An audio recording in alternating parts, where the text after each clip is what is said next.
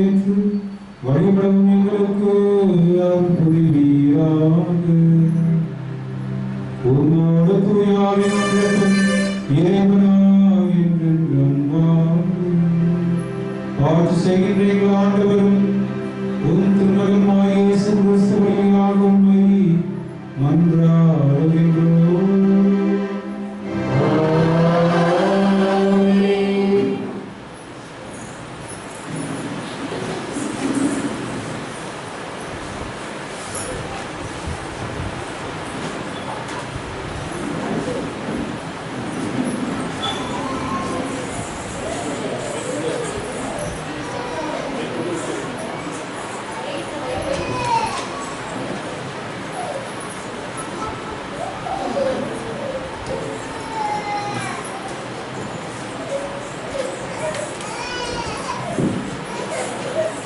முதல் வாசகம்.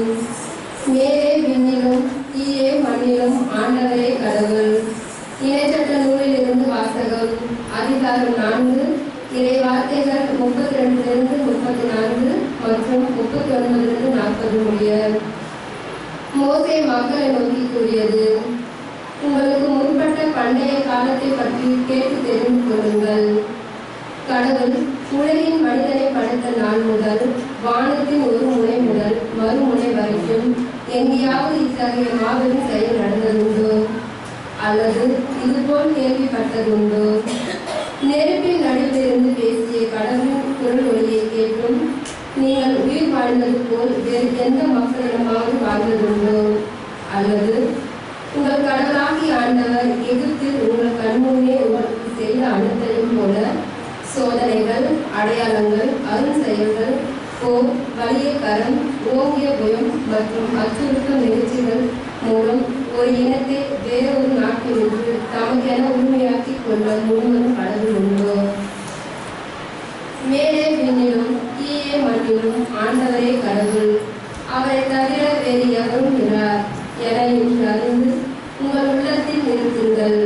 நான் இன்று உங்களுக்கு கட்டளையிடும் அவரது நியமங்களையும் கட்டளைகளையும் பின்பற்றுங்கள். அப்பொழுது உங்களுக்கும் உங்களுக்கு பின் வரும் உங்கள் பிள்ளைகளுக்கும் எல்லாம் நலமாகும். மேலும் உங்கள் கடவுளாகி ஆண்டவர் உங்களுக்கு எக்காலத்திற்கும் கொடுக்கும் மண்ணில் நீங்கள் நெடுநாள் வாழ்வீர்கள். இது ஆண்டவர் வழங்கும் அருள்வாக்கு.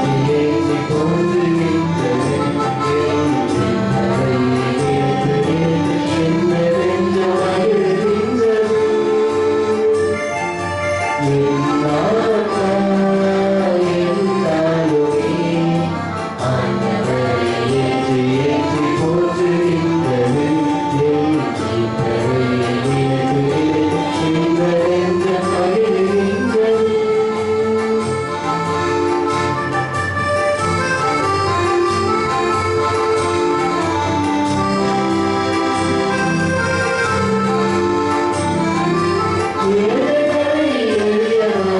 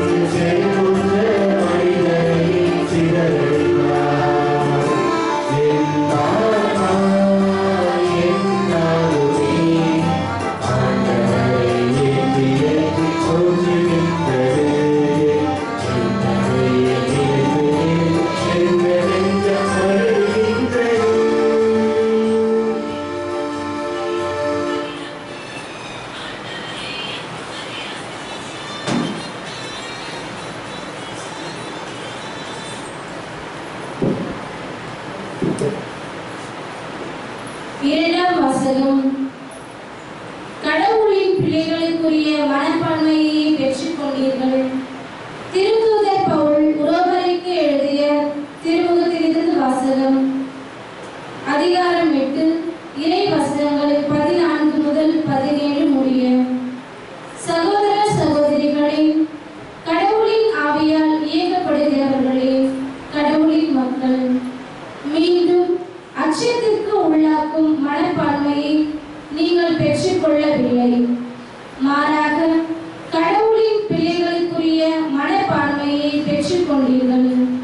அதனால் நாம் அப்பா, தந்தையே என அழைக்கிறோம். நாம் இவ்வாறு அழைக்கும் போது நம் உள்ளத்தோடு சேர்ந்து தூய ஆவியாரும் நாம் கடவுளின் பிள்ளைகள் என்பதற்கு சான்று பகர்கிறார். நாம் பிள்ளைகளாயின் உரிமை பேறு உடையவர்களாயின் இருக்கிறோம். ஆம், நாம் கடவுளிடமிருந்து உரிமை பேறு பெறுபவர்கள், கிறிஸ்துவின் பங்காளிகள்.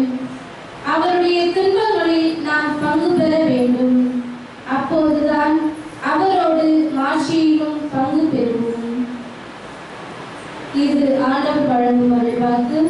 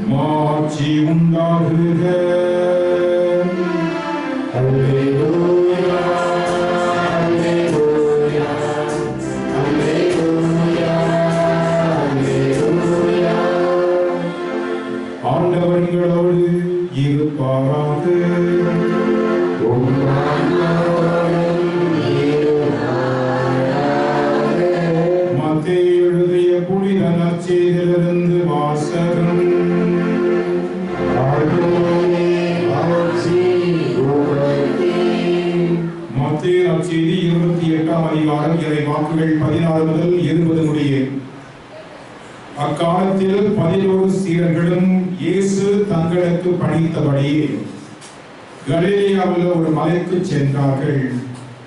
அங்கே அவரை கண்டு பணிந்தார்கள். சிலரோ ஐயமுற்றார்கள்.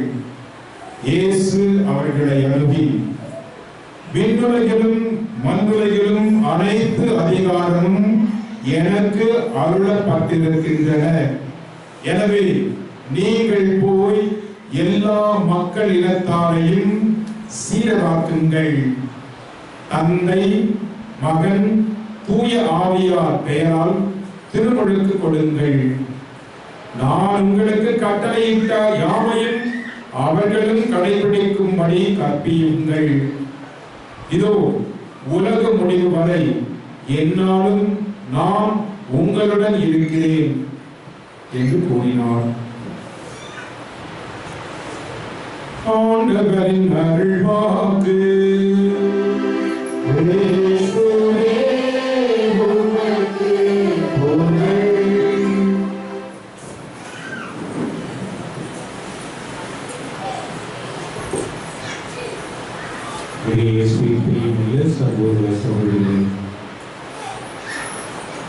உங்களை நான் பார்க்கும் பொழுது எனக்கு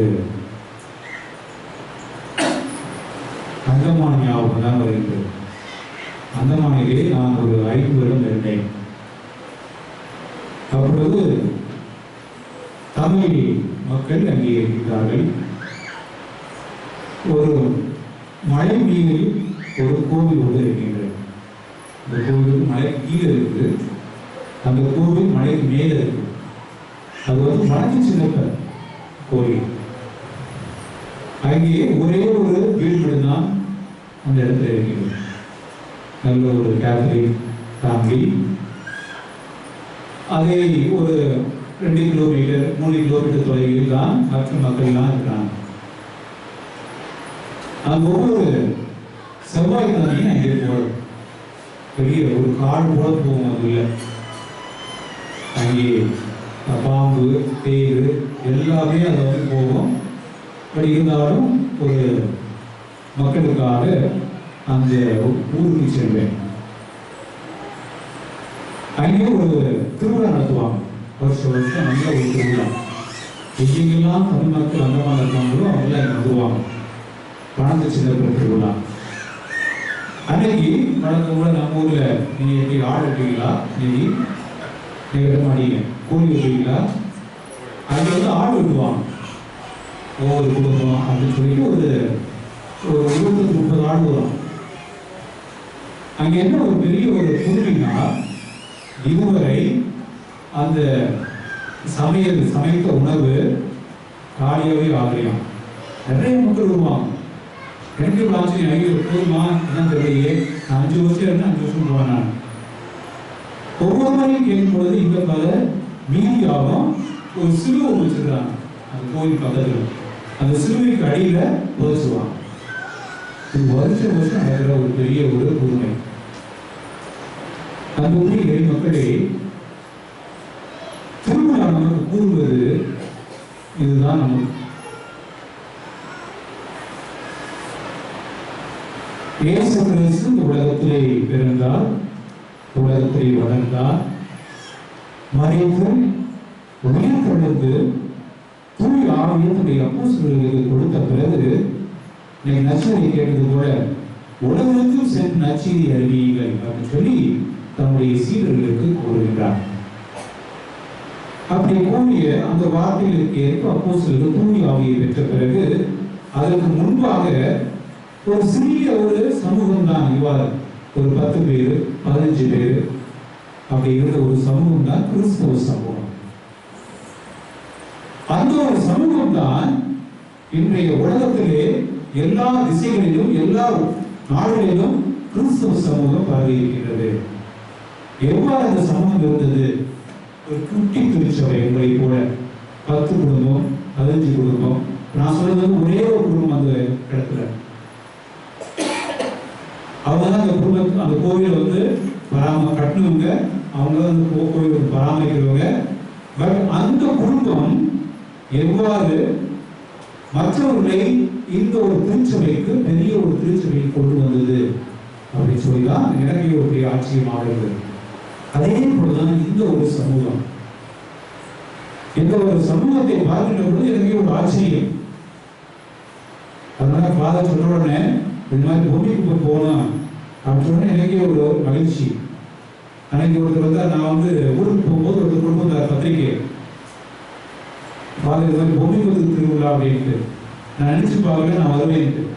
நான் ஊருக்கு போறேனே வருவேனா அப்படின்னு சொல்லிட்டு நான் பார்க்குறேன், ஊருக்கு போறேன்னு சொல்லி நான் வரேன். அந்த மாதிரி மக்களே, அது ஒரு குட்டி திருச்சபை எவ்வாறு அன்று இருந்ததோ அதே போலதான் இன்று நான் பார்க்கின்றேன். அந்த ஒரு சமூகம், கிறிஸ்துவ சமூகம் ஒற்றுமையின் சின்னமாக இருந்தது. ஒற்றுமை இதை பார்த்துதான் நிறைய மக்கள் கூடி வந்தார்கள். இவர்களிடம் வித்தியாசம் இருக்கின்றது. இந்த மக்களிடம் ஏதோ ஒரு வித்தியாசம் இருக்குது.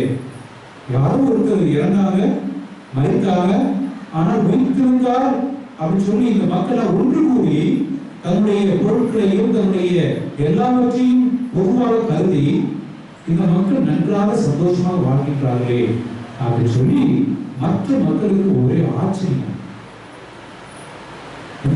மக்களே, இந்த ஆச்சரியம் இந்த பகுதி மக்களுக்கு கொடுக்க வேண்டும். அதுதான் திருவிழா. இன்றைய நாளிலே நாம் கெவியை பற்றி பேசிக் கொண்டு இருக்கின்றோம். கெவியை நாம் ஏறெடுத்து பார்க்கின்ற பொழுது அந்த ஒரு ஒற்றுமையின் அடையாளம் தான் கெவி. ஒவ்வொரு முறையும் இந்த பகுதி மக்களுக்கு வழியாக சென்ற பொழுது நிச்சயமாக அவருடைய கடை ஒரு பக்கம் சாயும். அந்தோனியாரையும் மாதாவையும் நம்முடைய இயேசு கிறிஸ்துவை பார்ப்பதற்கு நிச்சயமாக அந்த ஒரு அடையாளம் அங்கே தென்படும். எவ்வாறு முதல் கிறிஸ்துவ சமூகம் இயேசு கிறிஸ்துவை அடையாளப்படுத்தி ஒற்றுமையோடு வாழ்ந்ததை மக்கள் கண்டுணர்ந்தார்களோ அறிந்து கொண்டார்களோ, அதே போல இந்த சமூகத்தில் வாழ்கின்ற ஒவ்வொரு கிறிஸ்தவர்களும் இந்த ஒரு அடையாளத்தை நம்முடைய மக்களுக்கு கொடுக்க வேண்டும். இதுதான் முதல் கருத்து. ஒற்றுமை அடையாளம் இந்த ஒரு திருச்சபை, ஒரு குட்டி திருச்சபை.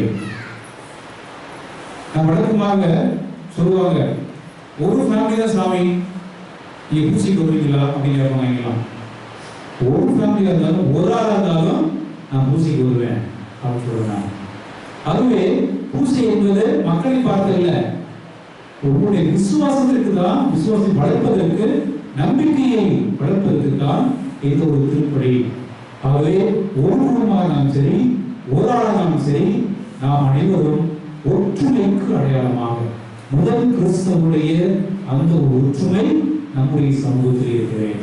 அதை நான் பார்க்கின்றேன். எவ்வாறு நீங்கள் தேர்ப்பவை எடுத்தீர்கள், எவ்வாறு ஒற்றுமையோடு இருந்தீர்கள். எனக்கு ஒரு ஆச்சரியம், என்னுடைய ஸ்டூடெண்ட்டை பார்த்தேன் நான், சோனியா, என்னுடைய ஸ்டூடெண்ட். நான் ஏழகிரியில் வந்து கொஞ்ச நாள் இருந்தேன் நான் காலேஜில். எனக்கு ஆள் அடையாளம் தெரியல. ஓடி வந்து ஃபாதர் ஞாபகம் இருக்கிறாங்க கேட்கலாம். ஸோ ஒரு வகையில் நல்லதுதான், என்னுடைய ஸ்டூடெண்ட் பார்த்தது இல்லை. ஸோ அவ்வாறு அதை விட்டு தான் டிவியில் பிடிச்சேன். நான் எனக்கே தெரியல, அதை விட்டு தான் பிடிச்சேன். அன்புக்குரிய இறைமக்களே, இது நமக்கு ஒரு பெரிய பாடம், ஒற்றுமை அடையாளம். இரண்டாவது, நமது அன்னை ஒரு நமக்கு ஒரு எடுத்துக்காட்டு. நம் அனைவருமே குடும்பத்தில் இருக்கின்றோம். யாருமே தனியாக இல்லை, யாரும் மேல இருந்து கீழாக. இயேசு கிறிஸ்துவை தவிர எல்லோருமே நாம் ஒரு குடும்பத்திலிருந்து தான் வருகின்றோம். அன்னையானவர்கள் ஒரு குடும்ப தலைவியாக இருந்திருக்கின்றார். அங்கே 3 நபர்கள் இருந்தார்கள் அந்த குடும்பத்தில். யாரெல்லாம் இருந்தார்கள்? ஒரு குடும்பத்தில் 3 நபர்கள் இருந்தார்கள். மரியா, இயேசு கிறிஸ்துவின் குடும்பத்தில் யாரெல்லாம்? சூசை, மரியா, இயேசு கிறிஸ்து. இந்த சூசை மரியா இருந்ததால் தான் இயேசு கிறிஸ்து அங்கே இருந்தார். நாம் முக்கியமாக புரிந்து கொள்ள வேண்டும். ஒரு குடும்பத்திலே நான் பெரியவனா நீ பெரியவனா என்று கருதக்கூடாது என்பதை நம்முடைய அன்னையானவள் ஒவ்வொருவருக்குமே எடுத்துக் கூறுகின்றார். அவளுக்கு நிகழ்ந்த நிகழ்வுகளை பார்க்கின்ற பொழுது நமக்கெல்லாம் நடக்கின்ற நிகழ்வுகள் ஒன்றுமே இல்லை, ஒன்றுமே இல்லை. காரணம், திருமணம் ஆகாத முன்பே அவளுக்கு துன்பங்கள் தொடங்கிவிட்டன. அவருடைய பெற்றோர் எப்படி அவளை வளர்த்திருப்பார்? அன்புக்குரியவர்களே, நம்முடைய அன்னையானவள் நம்முடைய குடும்பத்தை எவ்வாறு உருவாக்க வேண்டும், எவ்வாறு வளர்த்தெடுக்க வேண்டும், எவ்வாறு திருச்சபைக்கு ஏற்ற ஒரு குடும்பத்தை உருவாக்க வேண்டும் என்ற அந்த ஒரு பாடத்தை நமக்கு அன்னையானவள் கொடுக்கின்றார். மாநகரிலே ஒரு குடும்பத்திலிருந்து தான் பிள்ளைகளை கூப்பிடுகின்றார். தனியாக ஒரு பிள்ளையை உருவாக்கவில்லை. 7 பிள்ளைகள் அங்கே இருக்கின்றவர்களை தான் கூப்பிட்டு, இங்கே நான் கோவில் கட்டுங்க, இங்கே நான் இங்கே இருக்கிறேன் அப்படின்னு சொல்லி இந்த அன்னையாம் கன்னிமரியாள் குடும்பத்திலே அவள் முக்கியத்துவம் கொடுக்கின்றார். ஆகவே ஒரு கூட்டி திருச்சபை என்பது ஒரு குடும்பம். பாருங்க, இவருடைய குடும்பம் ஒரு கூட்டி திருச்சபை. அன்னை, சூசை, இயேசு கிறிஸ்து. ஆகிய ஒவ்வொரு குடும்பத்திலையும் யாரெல்லாம் இருக்கணும்? பெற்றோர் இருக்கணும், பிள்ளைகள் இருக்கணும், பெரியவர்களும் இருக்க வேண்டும். ஏனென்றால் இவரை பாருங்க, கருவுற்றிருக்கின்றார். இவள் போய் எலிசபெத்தை சந்திக்க செல்கின்றார். ஆகவே பெரியவர்களும் சிறியவர்களும் எல்லோரும் கலந்த ஒரு உறவுதான் ஒரு குடும்ப உறவு. அது ஒரு பெரிய எடுத்துக்காட்டு நம்முடைய அன்னை மரியா. மக்களே, இரண்டாவது கருத்தாக நாம் இதை புரிந்து கொள்ள வேண்டும். நாம் அனைவருமே உறவுக்கு முக்கியத்துவம் கொடுக்க வேண்டும். இவ்வாறு அன்னையானவள் சூசையப்பரை மதித்து நடந்தார். சூசையப்பர் உரிய மகத்துவத்தையும் மரியாதையையும் அன்பையும் காட்டினார். இயேசு கிறிஸ்து இவர்கள் நடுவில் இருந்து ஒரு அன்பையும் பாசத்தையும் ஒரு இணைக்கின்ற ஒரு பாடமாக தன்னுடைய பிள்ளைகள் இருந்தார். இதுதான் ஒரு குடும்பம். இந்த ஒரு 3 பேரும் சேர்ந்து இந்த ஒரு உறவை மக்களுக்கு வெளிப்படுத்தியிருக்கிறார்கள். இது ஒரு குடும்பம், சிறு குடும்பம், நல்ல ஒரு குடும்பம். ஆகவே இந்த குடும்பத்தை நாம் அனைவரும் பின்பற்ற வேண்டும் அப்படின்னு சொல்லி இந்த குடும்பத்தின் வழியாக திருச்சபை உருவாகின்றது. இந்த உறவு அன்னைக்கும் இருக்கின்ற அன்னைக்கும் இயேசு கிறிஸ்துவுக்கும் சுசேபத்தின் உறவு விரிவடைகின்றது. அது அன்னையால் தான் முடிந்தது. ஒவ்வொருவரையும் நம்ம இடத்துக்கு அழைக்கின்றார், இவர் சந்திக்கின்றார், யாருக்கெல்லாம் தேவை இருக்கின்றதோ அங்கெல்லாம் செல்கின்றார். இது எப்படி, எதற்காக என்றால் உறவை அவர் மதித்து நடந்தார். நம் அனைவருக்கும் உறவு அவசியம். குடும்பத்திலே நமக்கு உறவு அவசியம். இவரின் நடுவிலே இயேசு கிறிஸ்து பாடமாக இருந்து அன்னைக்கும் சுசேபருக்கும் ஒரு உறவை இயேசு கிறிஸ்து நிலைப்படுத்தினார். அன்புக்குரிய மக்களை நாம் இதை புரிந்து கொள்ள வேண்டும். நம்முடைய கொண்டாட்டங்கள் நம்முடைய குடும்பத்திற்கு ஒரு கொண்டாட்டமாக இருக்க வேண்டும். நம்முடைய கொண்டாட்டம் ஒரு பங்கிற்கு கொண்டாட்டமாக இருக்க வேண்டும். நம்முடைய தந்தை சொன்னது போல நீங்கள் 8 ஜோடி இருந்தாலும் நீங்கள் அந்த பங்கிலே உறவோடு இருக்கிறீர்கள். உறவுடைய கொண்டாட்டம் தான் இந்த ஒரு கொண்டாட்டம். நிச்சயமாக உறவை நாம் கொண்டாட வேண்டும். ஆகவே தான் இந்த ஒரு கொண்டாட்டம் ஒரு சிறந்த கொண்டாட்டமாக இருக்கின்றது. ஒவ்வொருவருமே எதிலே நாம் உறவில் இருக்கின்றோம், நம்பிக்கையிலே ஒவ்வொருவரை சார்ந்து இருக்கின்றோம். நம்முடைய நம்பிக்கை ஒரே நம்பிக்கை. அதன் அடிப்படையிலே நாம் இங்கே ஒன்றாக கூட இருக்கின்றோம். நம்பிக்கை, விசுவாசம். இங்கே ஒன்று முழுவதும் அடையாளம் நம்முடைய விசுவாசம் தான். இதை குறிப்பதற்காகத்தான் இன்று திருச்சபையானது 3 கடவுள் அப்படி சொல்லி ஒரு விழாவை கொண்டாடுகின்றது. இந்த 3 கடவுளும் ஒரு உறவிலே இருப்பதால் தான் நாம் இங்கே ஒரு உறவிலே இருக்கின்றோம். நம்பிக்கையின் உறவிலே, விசுவாசத்தின் உறவிலே, ஒரு திருச்சபையினுடைய அங்கத்தினர் என்ற முறையிலே நாம் இங்கே ஒன்றாக போயிருக்கின்றோம்.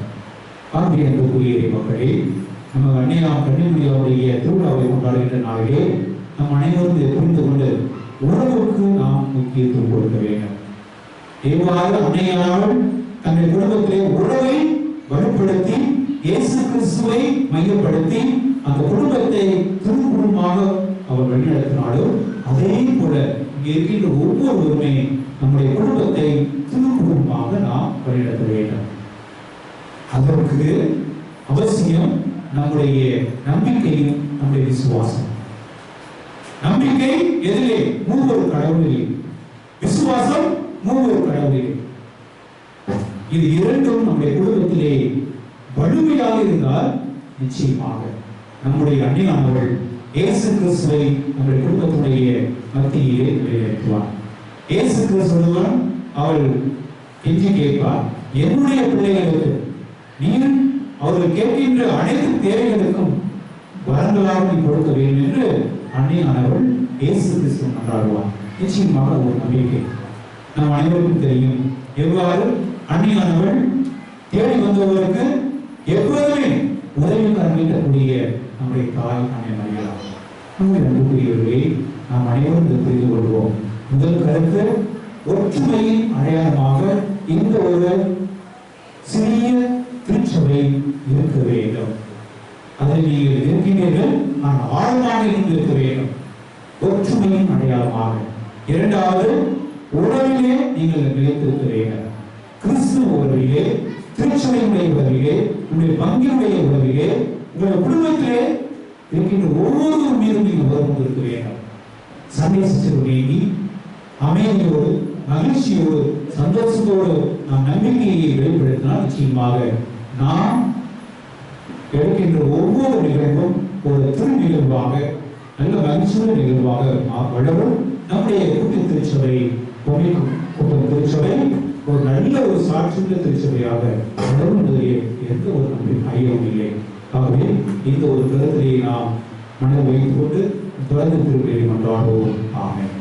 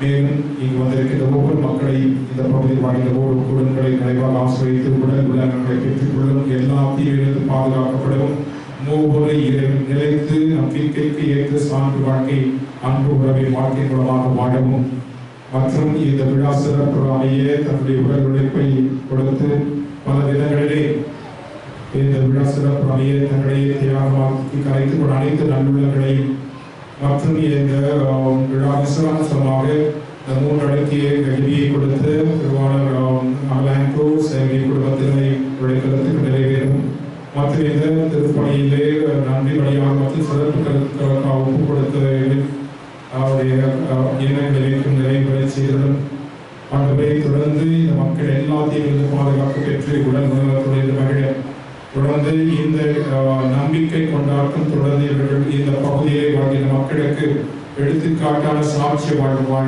வளர்த்த வேண்டுகின்றோம் மற்றும் இந்த பகுதியில் வாழ்கின்ற மற்ற பிற பல சகோதர சகோதரிகளுக்காக கொண்டாடுகின்றோம்.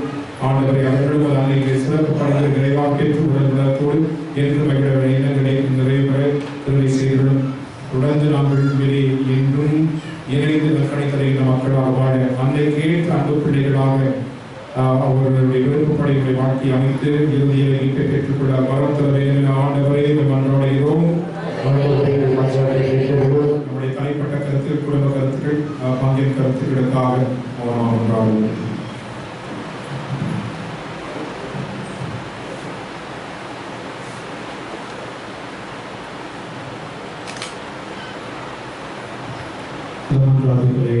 ஆண்டவராகிய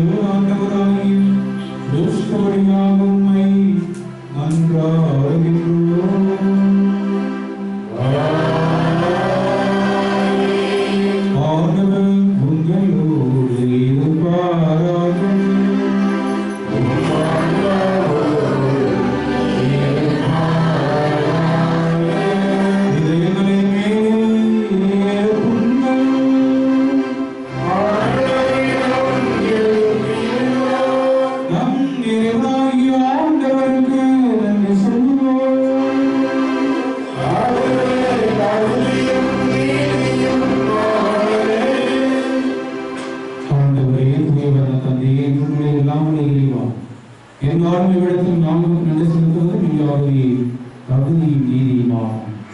எங்களின் கடமையை நீக்கக்கூடிய செயலாகும்.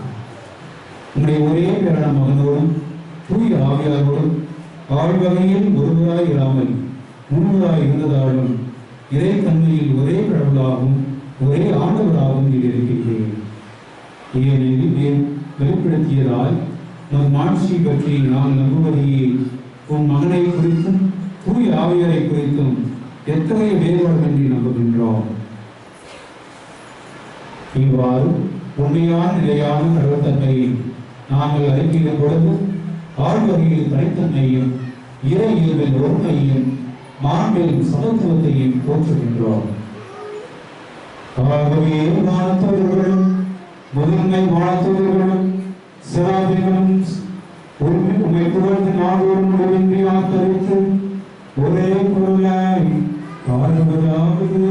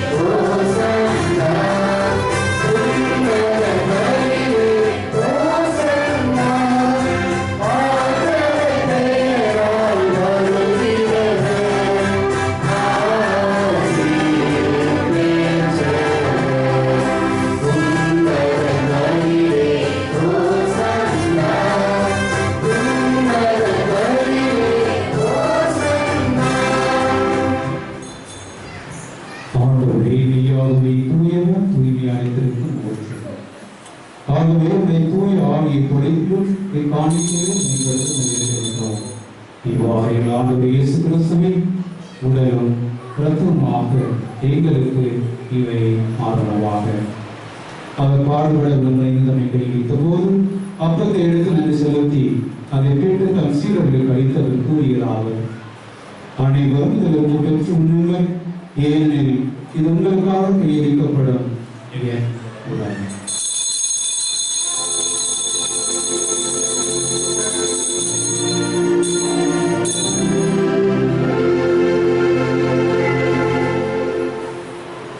அவனை இரவிருந்தி அருந்தியவை கிண்ணத்தையும் எடுத்து மீண்டும் நன்றி கூறி தம் சீடர்கள் கழித்தவர் கூறியதாவது, அனைவரும் இதிலிருந்து பெற்று பருவுங்கள், ஏனெனில் இது புதிய நிலையான உடன்படிக்கைக்குரிய இரத்தத்தின் கிண்ணம்.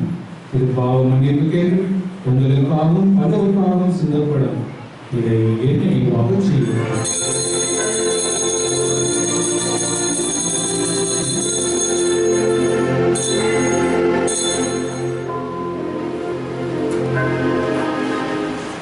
நம்பிக்கையின் மறைபொருள்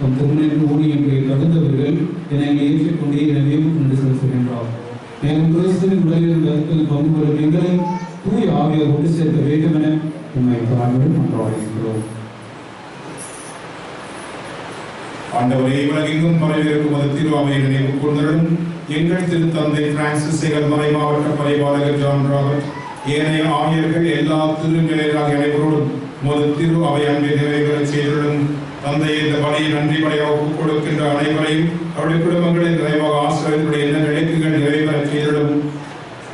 மேலும் இங்கு குழுமியிருக்கின்ற ஒவ்வொருவரையும் அவருடைய குடும்பங்களை நிறைவாக ஆசிரியக்க வேண்டுகின்றோம்.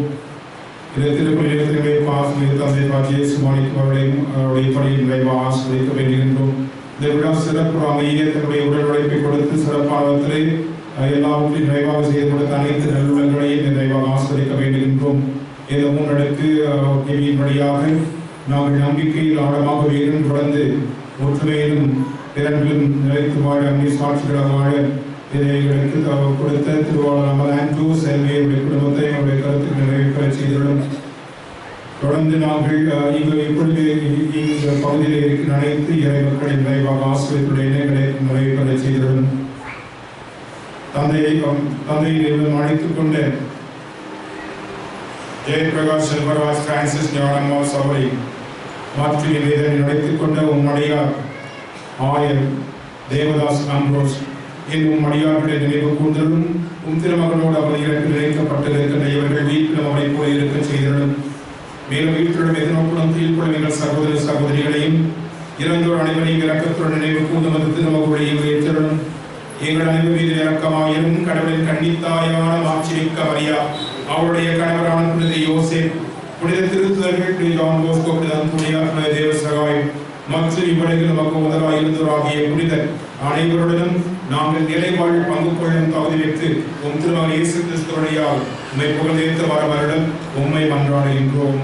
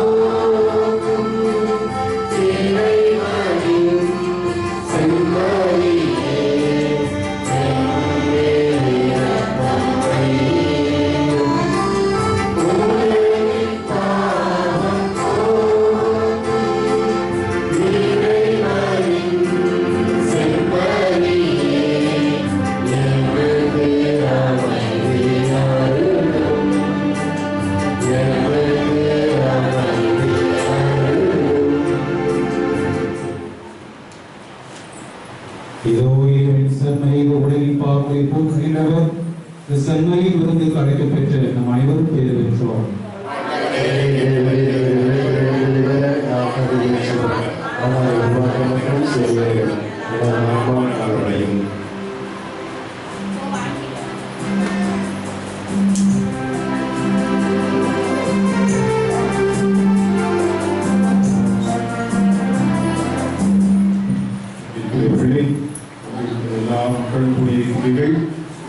இந்த திருவிருந்திலே தகுந்த தயாரிப்புள்ள கத்தோலிக்க கிறிஸ்தவர்கள் மட்டும் பங்கேற்க பயன்போடு கேட்டுக்கொள்கின்றோம். இது பிரசாதம் அல்ல, மாறாக கத்தோலிக்க கிறிஸ்தவர்கள் அவரது நம்பிக்கை வெளிப்பாடாக பெறுகின்ற புனிதமான ஒரு திருவிருந்து. எனவே இந்த திருவிருந்திலே பிற மதத்தினர் பங்கு பெற வேண்டாம் என்று பயன்போடு கேட்டுக்கொள்கின்றோம்.